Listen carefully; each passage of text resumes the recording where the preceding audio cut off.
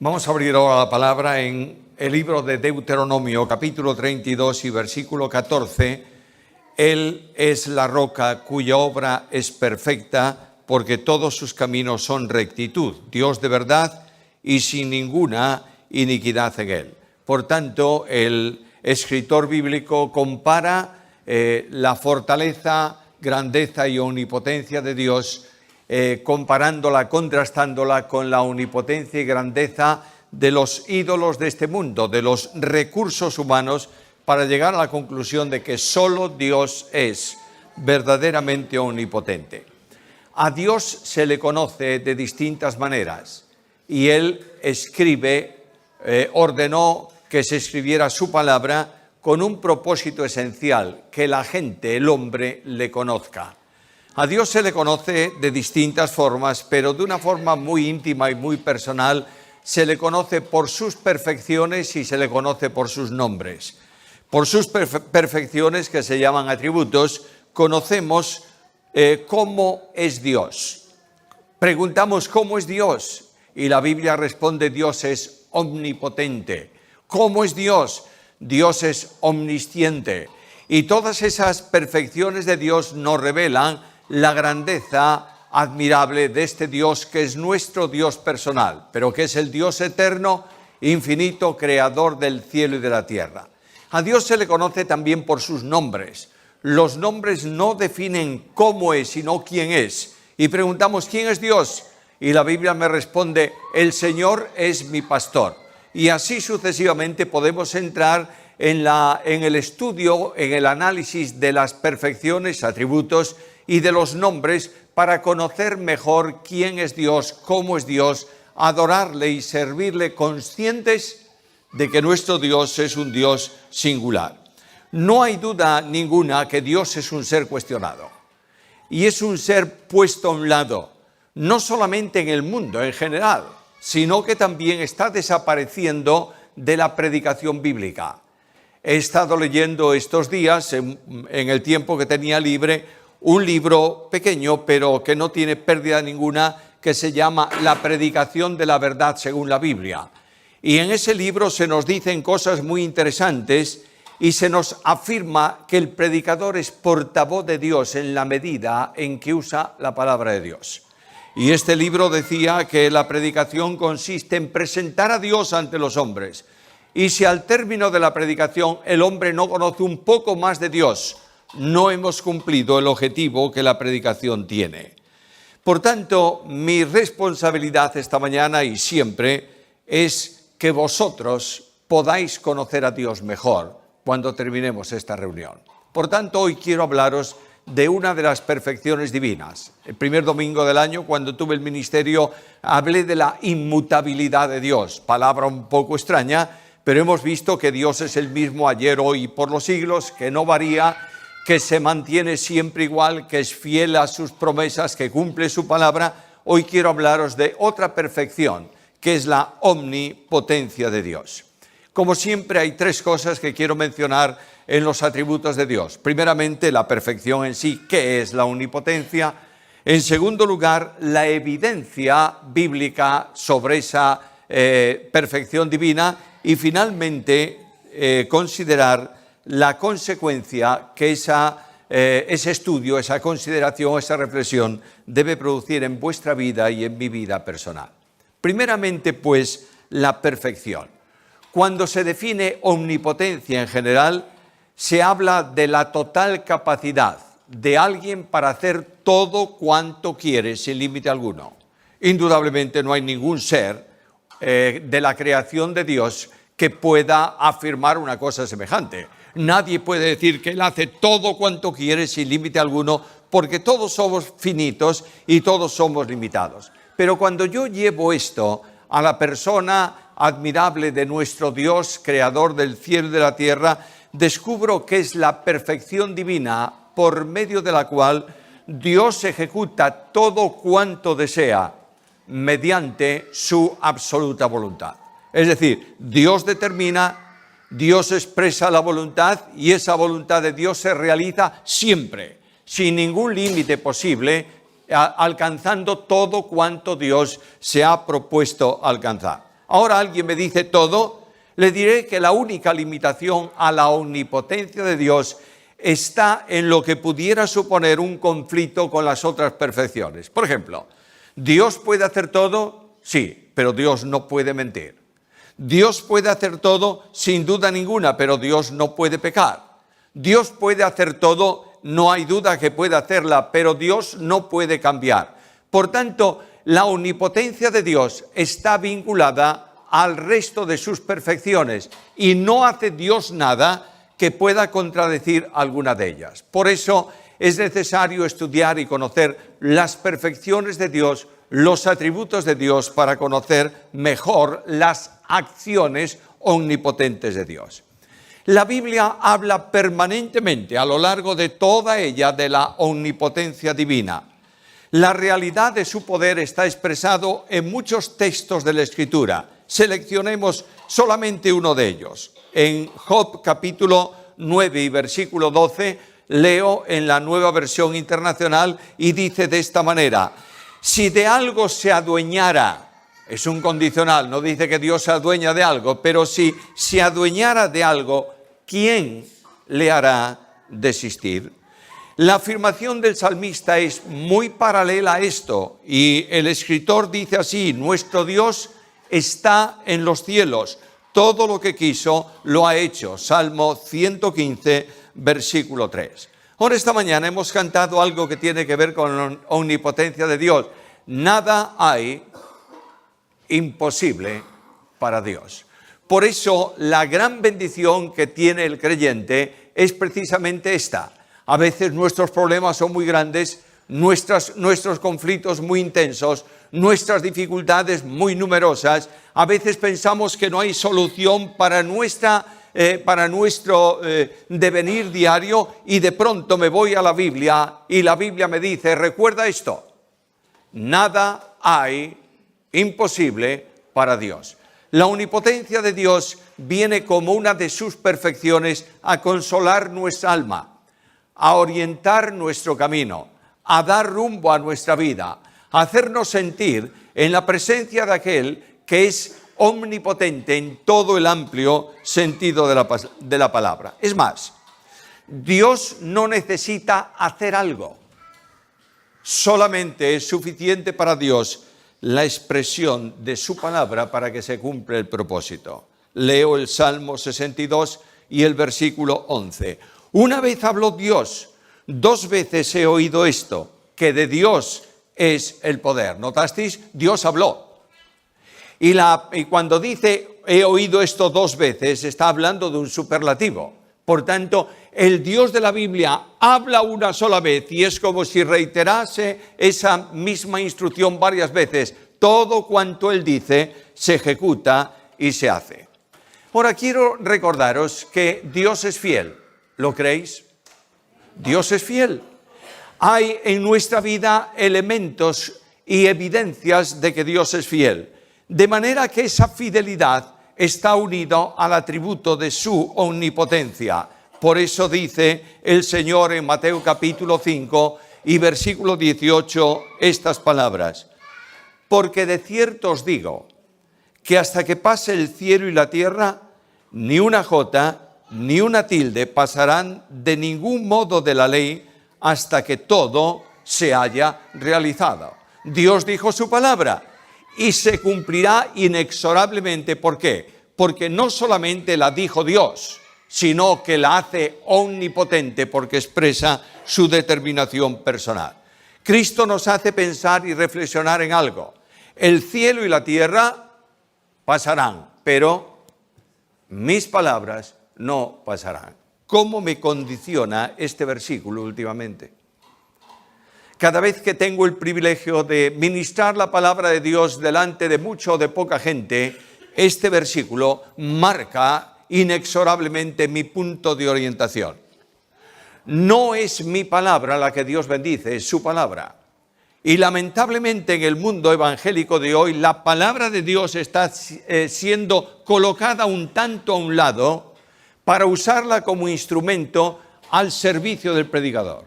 Quiero deciros, queridos hermanos, que esta mañana lo que yo diga no tiene ningún valor, Lo importante es aquello que Dios dice por medio de su palabra y que yo quiero en honestidad expresaros hoy.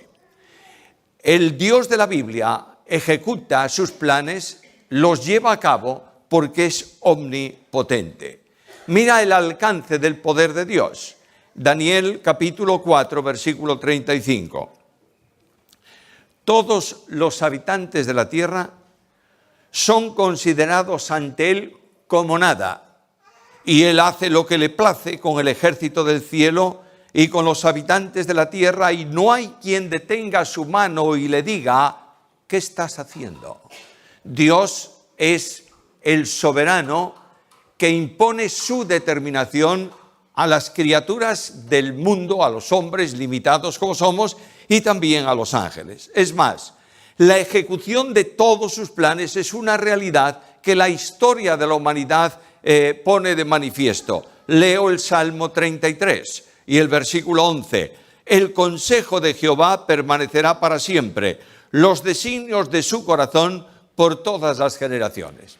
Miramos nuestro entorno y sentimos, humanamente hablando, desde el punto de vista del hombre, una profunda conmoción cada día. ¿Qué va a pasar mañana? Los conflictos de las naciones, los problemas sociales, las enfermedades están condicionando el pensamiento del hombre y orientándolo hacia el poder del hombre, a ver cómo el hombre puede solucionar esto. Quiero deciros que la Biblia revela que toda la trayectoria de la humanidad está bajo el control de Dios y que Dios ha determinado una forma de tránsito de los hombres por este mundo, controlando las cosas de modo que todas ellas se cumplan y se pongan al propósito de su designio y de su voluntad. No hace falta que vayamos mucho a la profecía, tan solo una referencia. Voy a la carta segunda a Tesalonicenses y cuando abro esa carta hay un problema en aquella iglesia que tiene que ver con la venida del Señor, con el tiempo de la tribulación, con el hombre de pecado, todo eso que a veces escapa al control de nuestra mente porque para algunos, y no hay duda que es así, son asuntos un tanto elevados. Pero quiero deciros algo muy simple, muy sencillo, que todos podemos entender. Cuando Satanás, el primer pecador de la creación de Dios, se levanta contra Dios, determina colocar su trono de gobierno, al lado del trono de Dios. Y dice que los ángeles le servirían a él, un gobierno paralelo al de Dios. Dios, ocúpate de tus cosas, yo de las mías. Y el Dios omnipotente, soberano, discierne el pensamiento del corazón de Satanás. Sin que él hubiera hecho todavía nada, ya lo conoce, lo destituye de su ministerio, lo arroja a la tierra y Satanás viene con un propósito específico al mundo de los hombres. Producir una sociedad contraria a la voluntad de Dios. Un sistema religioso absolutamente diferente al que Dios establece y colocar a Dios a un lado y los hombres iniciar y que los hombres inicien un camino diferente a la voluntad de Dios y al pensamiento de Dios. Y este propósito suyo tiene un objetivo final: colocar a un hombre en el trono que corresponde a Dios para que el mundo le adore. Y la Biblia me dice que Dios ha estado controlando desde el principio esto. Y dice que un día Dios permitirá por un tiempo muy pequeño que el proyecto diabólico para el mundo se cumpla y un hombre ocupe el centro del pensamiento y de la adoración de todo el mundo y aparentemente ha ganado en su guerra contra Dios. Pero me voy al Salmo 2 y leo aquella determinación del Omnipotente. He puesto a mi rey sobre Sión, mi santo monte. Nota lo que dice el versículo. Yo hubiera dicho ese versículo de otra manera. Pondré un día a mi rey sobre Sión. Pero el versículo habla de un tiempo pasado. ¿Por qué? Porque Dios ha determinado que eso sea así y simplemente por el hecho de que Él lo determinó, el Salmo lo da como algo cumplido. Un día el Señor, Rey de reyes y Señor de señores, vendrá a este mundo. Eliminará toda la resistencia de los hombres contra Dios. Se sentará en el trono de Dios en la tierra para gobernar la tierra por un tiempo y nosotros reinaremos también con Él. ¿Cuánta importancia tiene este atributo? ¿Cómo es posible que un programa como este esté detenido? Satanás está intentando ejecutarlo permanentemente. Ahí tienes todos los movimientos sociales del mundo de hoy, la que se llama ideología, no importa cuál sea. Todo ese asunto es contrario absolutamente a la voluntad de Dios. Y el hombre piensa que va a conseguir su propósito definitivamente. ¿Sabes qué dice el Salmo? El que está en los cielos se reirá. El Señor se burlará de ellos. A veces nosotros tenemos un poco de miedo en confrontar nuestra idea con la idea contraria a la voluntad de Dios. Estamos escondiéndonos. Ya no se habla, desde el púlpito, yo el primero, ya no se habla de sexo. ¿De qué hablamos? De género. Quiero deciros, queridos hermanos, que el programa diabólico ataca permanentemente y de forma especial el ministerio de la Iglesia. Y yo no puedo sino sujetar este ministerio a la palabra de Dios y anunciar esta mañana con toda la fuerza que me sea posible que frente a toda la oposición de las naciones del mundo, sus programas, frente al gobierno de Satanás que ejerce sobre todos los estados de la tierra, Dios es omnipotente. Y esta es la gran bendición que podemos sentir, experimentar en esta mañana cada uno de nosotros. En segundo lugar, ¿cuál es la evidencia de esa omnipotencia? Abro mi Biblia. Si yo quiero estudiar algo, una doctrina bíblica, hoy las tenemos sistematizadas, ¿verdad? Bueno, vamos a estudiar doctrina de la Iglesia y habitualmente se empieza por Hechos capítulo 2. Bueno, está muy bien. Pero para poder sistematizar una verdad bíblica tengo que leer la Biblia. ¿Cuánto de la Biblia? Toda la Biblia. Quiero demostrar a la luz de la Biblia que Dios es omnipotente. ¿Por dónde empiezo? Génesis capítulo 1, versículo 1. ¿Y por dónde termino? Apocalipsis capítulo 2, versículo 21. Y abro la Biblia y descubro la omnipotencia de Dios en la creación.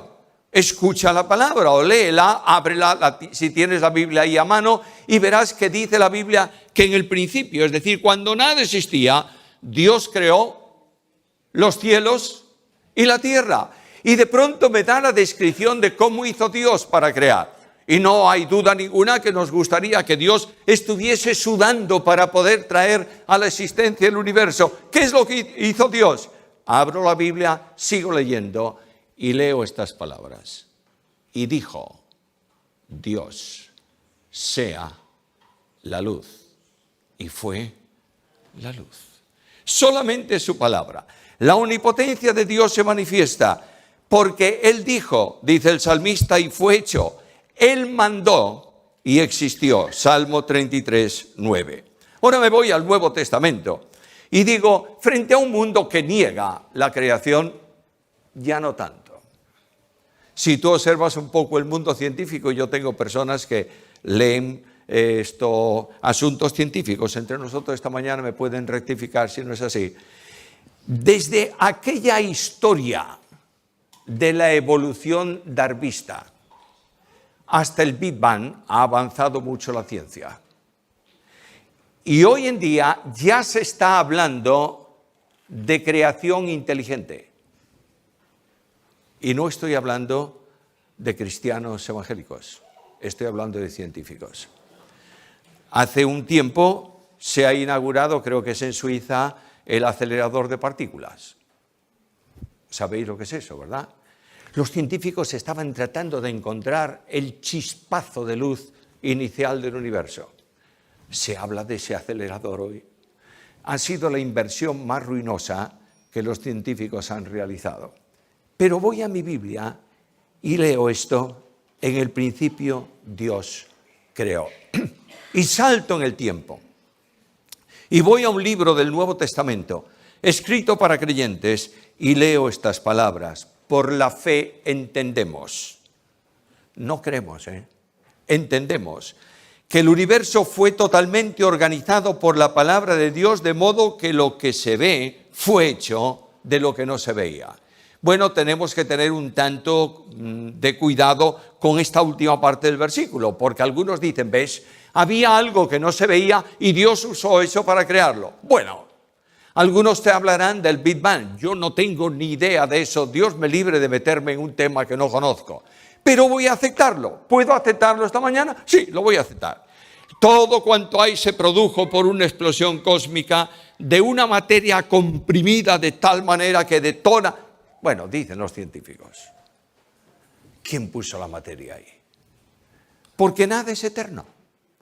Por tanto, detrás de cualquier proceso, no me importa cuál sea, hay una figura. Y esa figura es Dios mismo. Y yo creo, entiendo, discierno, comprendo que el universo fue enteramente creado por la omnipotente palabra de Dios. Pero no solamente lo creo, porque una cosa que tú pones en marcha, tarde o temprano se deteriora y para. El otro día salí para aquí para saludar a los pastores el miércoles pasado y salí de casa y dije, es temprano, 10:10. Y llegué y fuimos a tomar un café juntos. Yo dije, bueno, es temprano, 10:10. Sin darme cuenta, ¿sabe lo que había pasado? El reloj lo tenía sin pila. Estaba parado. Siempre era temprano para mí. Ese reloj, construido con toda la ciencia humana, ¿por qué se para? Bueno, se para porque es un elemento construido por el hombre. Yo miro todo el universo y descubro que el Dios de la omnipotencia ha provisto de todos los recursos, de los más elementales hasta los más grandes, para sustentar armónicamente todo cuanto Él hizo. Escucha el libro de Job, capítulo 8, versículo 11. ¿Crece el junco sin lodo? No. ¿Crece el prado sin agua? No. El Dios que crea el junco le da los materiales suficientes para que pueda alimentarse y seguir adelante. Y el Dios que crea la hierba le da el alimento, los nutrientes por el agua para que pueda mantenerse. Es más, me voy a la Biblia. Sigo preguntando, ¿es posible esta omnipotencia conservadora de Dios? Y me voy al Salmo 104, versículo 30. Y en ese versículo leo estas palabras. Habla de los animales, de la vida aquí en la tierra, y dice, le quitas el aliento, el hálito, y mueren. ¿Qué más? Envías tu espíritu y renuevas la faz de la tierra. De manera que el Dios de la Biblia está no solamente en el poder creador, sino en el poder conservador. ¿Y cómo conserva? De la misma manera que crea. Voy a Hebreos capítulo 1 y versículo 3, y allí me dice que todo el universo fue creado y conservado por su palabra.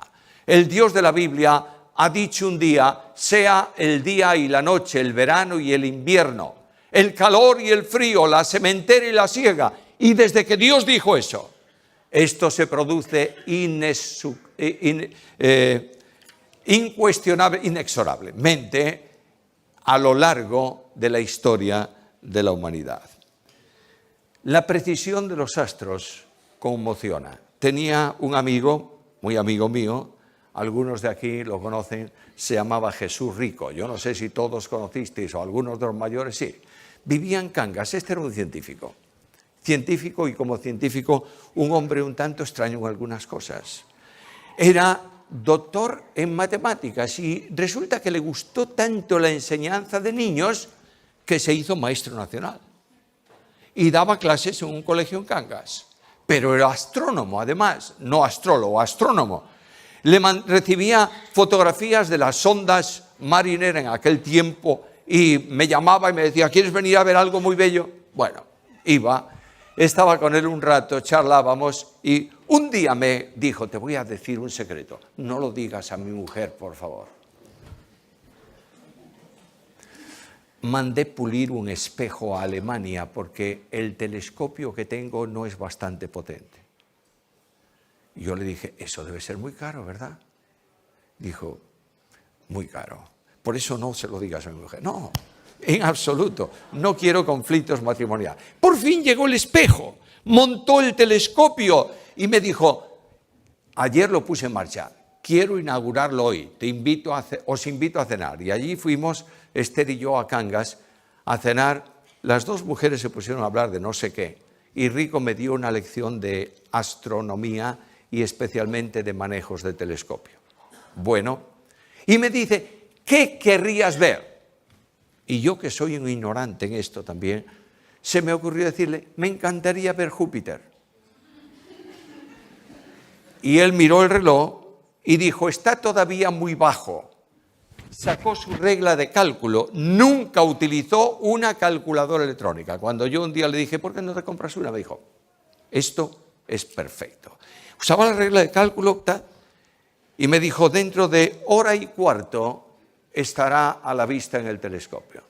Bueno, nos fuimos a cenar, charlamos largo y tendido y de pronto sonó el reloj que tenía al lado del telescopio. Dijo, vamos. Y me dijo, mira en el visor. Y en el haz, para señalar el lugar, en el centro estaba el planeta. Y yo le dije, ¿cómo lo sabes? Dice, sí, es sencillo. Si todos los astros se mueven cronométricamente desde siempre. Me dijo, ¿quieres ver algo más? Dije, no, con esto me llega. Y fuimos a charlar.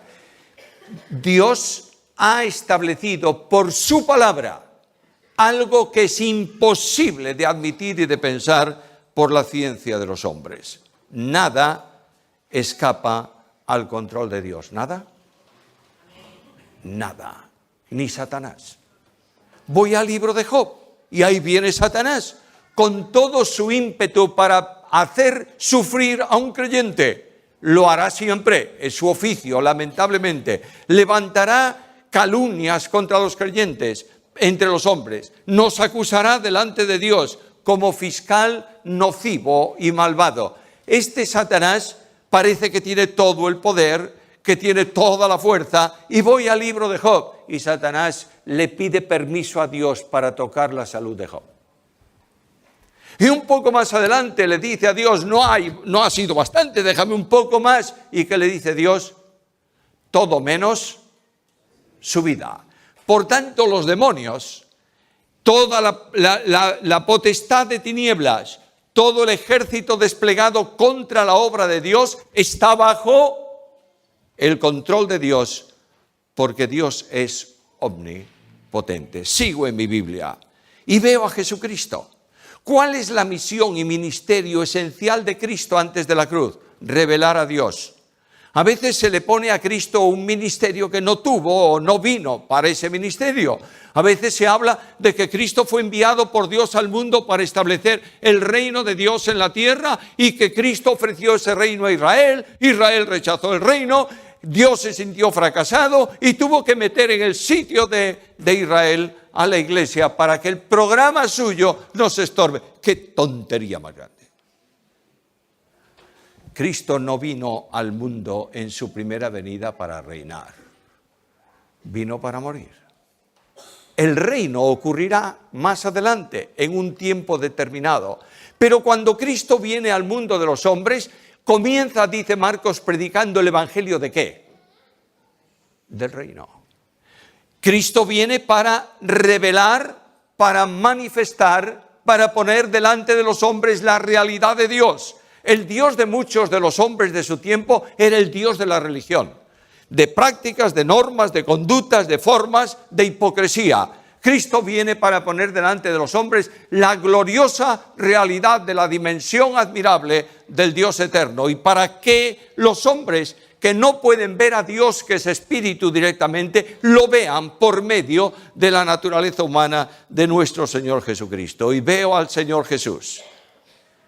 Y cuando está en la tierra observo la omnipotencia divina. La naturaleza obedece a su palabra. De una forma tremenda. Dios en Cristo dice al viento calla y al mar enmudece. ¿Y qué ocurre? Lee el versículo. Se hizo una grande bonanza. Aquí en Galicia no hace falta que hablemos de viento, ¿verdad? Estaba el otro día en Argentina viendo las noticias de aquí Alerta naranja en toda la costa, olas de 6 a 8 metros. Bueno, de modo que esas olas se producen ¿por qué? Bueno, por el viento, eso lo sabemos todos. Y de pronto el viento se calma y las olas quedan automáticamente quietas. No, el mar sigue moviéndose durante un tiempo hasta que pierde la inercia que el viento le ha puesto, ¿verdad? Yo veo aquel milagro. Dios en Cristo dice al viento, calla, al mar enmudece. ¿Qué ocurre? Se hace una gran bonanza en el instante, en el momento. La naturaleza es controlada por Jesús. Jesús dice al tímido Pedro en la barca, cuando aparece él caminando por el agua, le dice a Pedro, ven. Pedro primeramente le dijo, si eres tú, haz que yo vaya a ti andando sobre las aguas. Y Cristo le dice, ven. La omnipotencia de Jesús no puede ser resistida. A veces hablamos de un Pedro sentado al borde del barquito que se mueve, poniendo los pies en el agua, a ver si me aguanta o no. Ni hablar de eso, olvídate del asunto. Cristo dijo, ven. Y Pedro sale del barco y va. ¿Por qué? Porque la omnipotencia de Jesús es así. Y cuando llega a Cristo se hunde. ¿Qué poca fe tiene Pedro? Bueno, simplemente se cumplió lo que Pedro quería. Si tú eres, haz que yo vaya a ti andando sobre las aguas. Llegó a él, cumplido el deseo, terminó la acción omnipotente y Pedro, ¿qué ocurre? Se hunde. Y mientras está así, inquieto, está viendo temeroso el viento y el mar. Y es otro aspecto de la vida de Pedro. Y Cristo lo toma y le dice, hombre de poca fe, ¿por qué dudaste? Pero Cristo es omnipotente.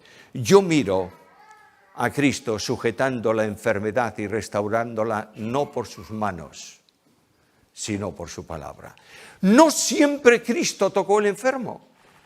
A veces escucho que para sanar a una persona enferma hay que imponerle las manos. No está en la Biblia. Cristo dijo al leproso, quiero, se limpió.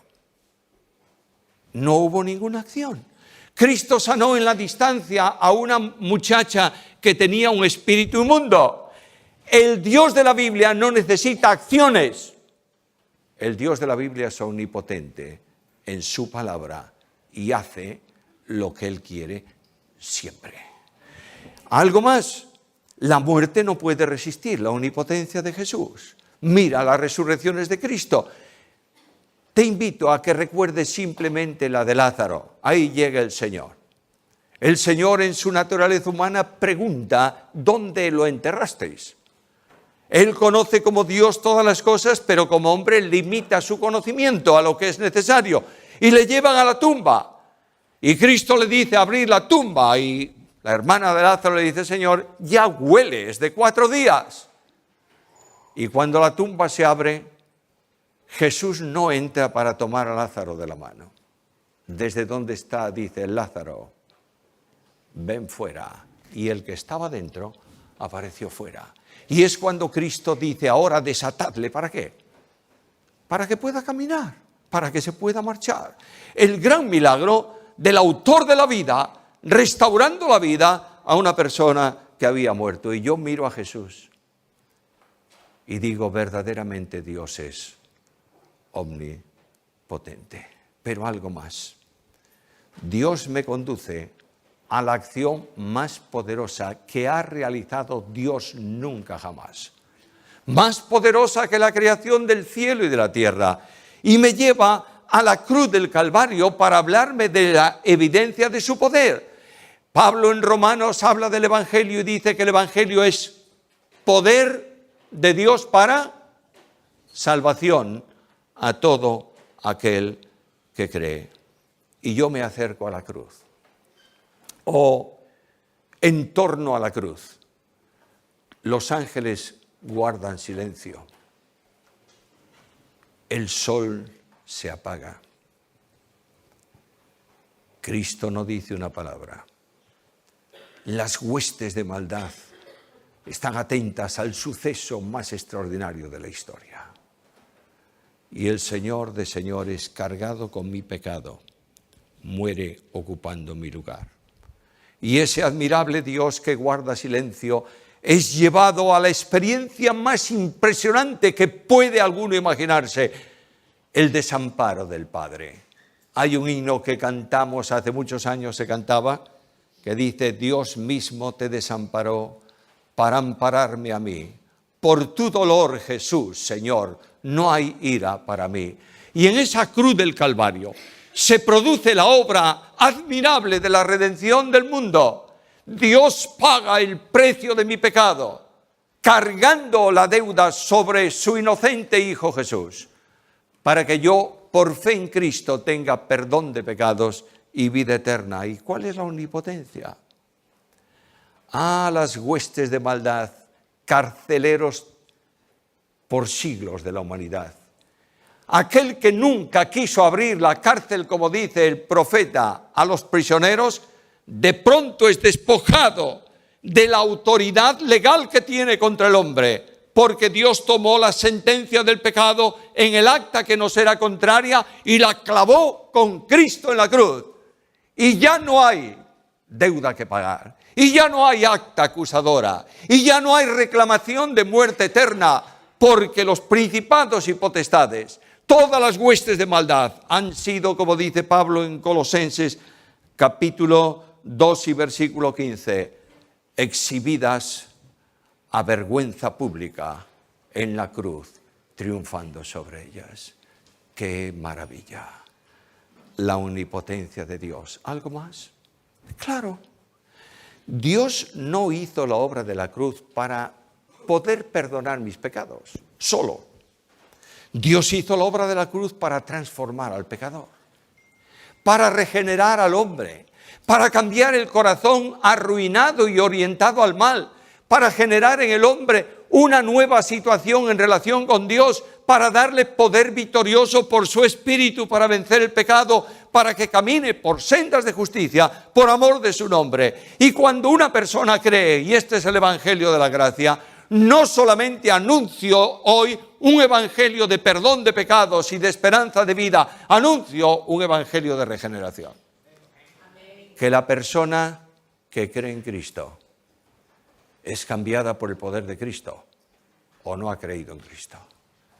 ¿Es verdad que tenemos nuestros fallos? Claro que sí. ¿Es verdad que caemos en el pecado muchas veces? Por supuesto que sí. ¿Es disculpable eso? No, por supuesto. Pero yo tengo mi conciencia personal de que todos los días necesito ir a la presencia de Dios y decirle: Señor Jesús, he hecho lo que tú no quieres que haga. Y tengo que confesar. Pero lo que sí sé es que aquel que estaba orientado de continuo al mal, ahora es orientado a vivir conforme a la voluntad de Dios. Que aquel que estaba practicando el pecado degradadamente está reorientado ahora a una vida de santidad. Que aquel que tenía ilusión en asuntos perniciosos es transformado en una vida de bondad que busca solo la gloria de Dios. ¿Lo entiendes? Este es el poder omnipotente de Dios que hace libres a los que éramos esclavos. Algo más, permíteme decir una sola cosa más en este punto y voy a terminar. El poder de Dios está permitiendo una gloriosa realidad esta mañana aquí en este lugar. Está reunida aquí lo que nosotros llamamos la Iglesia Unida. Bueno, creo que es uno de los nombres más bíblicos que podemos dar a la Iglesia. Porque cuando Cristo ora al Padre en Juan capítulo 17, la oración de Cristo hace una notoria insistencia delante de Dios en esto: que sean uno, para que el mundo crea que tú me enviaste. No hay peor contradicción al Evangelio que proclamar distintas iglesias. No hay peor contradicción al Evangelio que hablar de separaciones de paredes y de nombres. La iglesia de Jesucristo es una sola iglesia. Y Cristo dijo: yo edificaré mi iglesia. ¿Quién hace posible este misterio? ¿Quién hace posible que la iglesia sea una? La omnipotencia de Dios. no es el ecumenismo humano que procura vincular a los hombres entre sí por determinadas creencias. Es el Espíritu Santo de Dios que une a los hombres en Cristo. Y este Espíritu Santo de Dios consolida e impide la rotura de la iglesia. Escucha, Cristo no habla de una unidad cualquiera. Le dice a su Padre, como tú, oh Padre, en mí y yo en ti, que sean ellos uno en nosotros. Por tanto, lo que está diciendo Cristo es traslademos a esta iglesia la unidad intratrinitaria, para que como nosotros no podemos separarnos, porque tenemos una sola vida, ellos no puedan separarse porque están en nosotros. Bueno, podemos luchar contra la unidad, pero la unidad está definitivamente hecha. Y Dios presentará a sí mismo en su gloria a la iglesia unida con gran alegría. Ahora, ¿cuál es la consecuencia de esta perfección de Dios? En primer lugar, conocer a Dios como omnipotente conduce inexcusablemente a una expresión de adoración. Abro el Apocalipsis en el capítulo 4 y en el versículo 11 y veo a los ángeles y a los 24 ancianos alabando y adorando a Dios. ¿Por qué? Porque tú has hecho todas las cosas y por ti han sido creadas. Oh, yo me admiro de este Dios. Levanto mis ojos al cielo y descubro los astros en una noche clara y digo, es imposible un Dios más grande. Y el corazón mío no puede sino caer de rodillas, física o espiritualmente hablando, y decir a Dios, te adoro, Señor, porque tú eres el Dios omnipotente. Conduce a la adoración. Permíteme recordarte lo que insistentemente digo. A veces caerá en la monotonía. La adoración no es una actividad. Es una actitud. No adoro a Dios porque un día me emociono con las canciones o con el culto o con lo que sea y me siento y yo adoro a Dios porque conozco a Dios y sé quién es Dios. ¿Entiendes esto? Es necesario recuperar estas verdades para conocer a Dios y nos acercamos a Él y proclamamos su omnipotencia como Moisés en el libro del Éxodo. ¿Quién como tú, Señor Jehová, Dios entre los dioses? ¿Quién como tú, magnífico en santidad, terrible en maravillas, hacedor de prodigios? Éxodo capítulo 15 y versículo 11. Le adoramos porque es omnipotente. Pero conduce no solo a la adoración, conduce también a la gratitud. El poder de Dios está empeñado en nuestro perdón personal. Escucha un texto bíblico. ¿Qué Dios hay como tú? Que perdona la maldad y olvida el pecado del remanente de su heredad. No retuvo para siempre el enojo, porque se deleita en la misericordia. Miqueas capítulo 7, versículo 18. Permíteme decir algo sobre este versículo. No hay ningún pecado, por grave que sea, que Dios no perdone. ¿Lo entendemos bien o no? Podemos cometer un pecado muy grande. Venimos a la presencia del Señor. ¿Somos restaurados? Naturalmente que sí. Pero no hay pecado pequeño que no tenga importancia capital delante de Dios. De otra manera, no podemos transigir por el pecado. Tenemos que restaurar al pecador. No podemos acusar a una persona que haya caído en un pecado y ponerla al margen de nuestra vida y ni darle un abrazo ni orar por él. Pero no podemos permitir ni consentir que por compasión pasemos por alto el pecado que ha costado la sangre del Hijo de Dios. Mi hermano querido, mi hermana, si tú conoces al Dios de la misericordia, al Dios de la omnipotencia, va a restaurar tu situación espiritual. No tienes mayor necesidad que acudir a su presencia y decirle, Señor, perdóname. Y el Señor te va a ayudar, porque el perdón divino es generoso. Mira el Salmo 103. Él perdona todas nuestras iniquidades. Él perdona todos nuestros pecados. No deja alguno. Perdona toda nuestra maldad, porque Él es omnipotente y es bueno. Pero algo más. A veces pedimos perdón y decimos, Señor, te he pedido perdón por esto mismo hace una semana y he vuelto a caer. Señor, es que no tengo fuerzas para superar esta situación. Escucha lo que te dice esta mañana el Dios de la omnipotencia.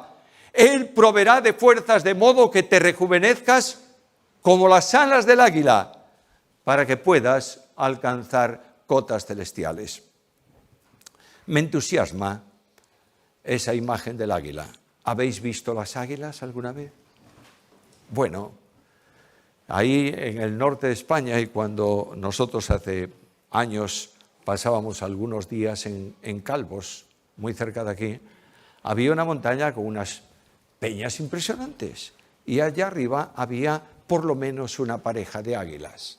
Una de las cosas que a mí me encantaba, ¿sabéis qué era? Acercarme ahí, estar quietecito y ver cuando el águila salía. Es imponente, salta de la montaña y casi no mueve las alas. Abre las alas y va volando así quieta y de pronto la ves levantarse e ir allá arriba y es un solo puntito en el cielo.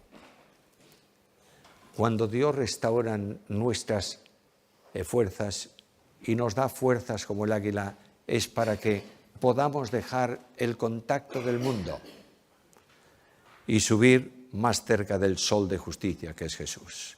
Y esta es la gran bendición que yo tengo esta mañana para mi vida y que quiero que cada uno sienta también entre vosotros. La omnipotencia de Dios produce paz y descanso. ¿Sabes por qué?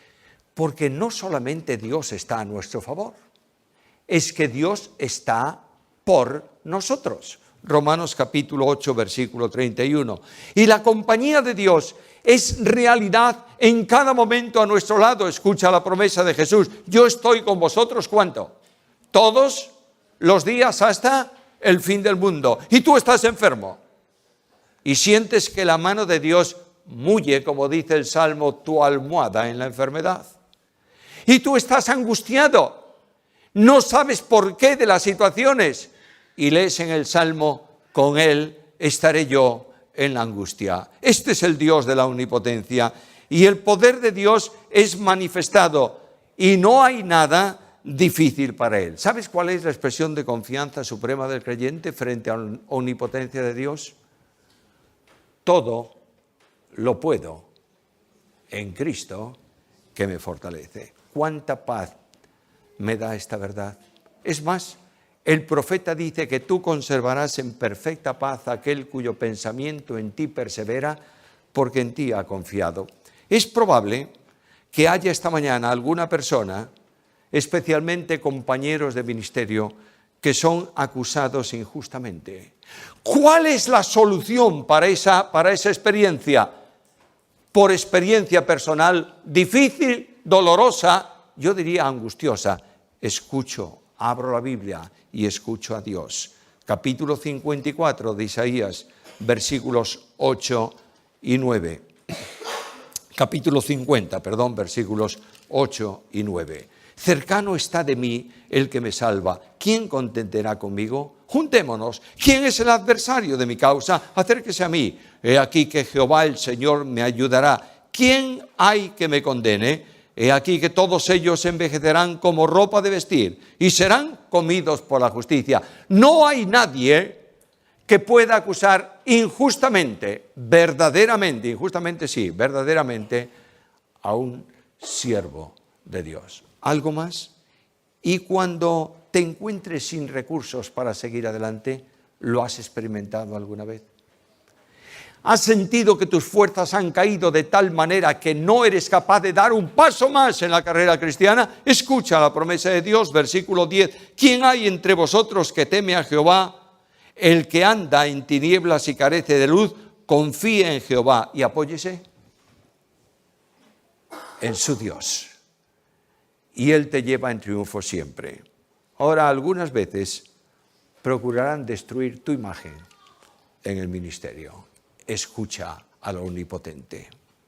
Capítulo 54, versículos 15 al 17, y termino. Si alguno conspirare contra ti, lo hará sin mí.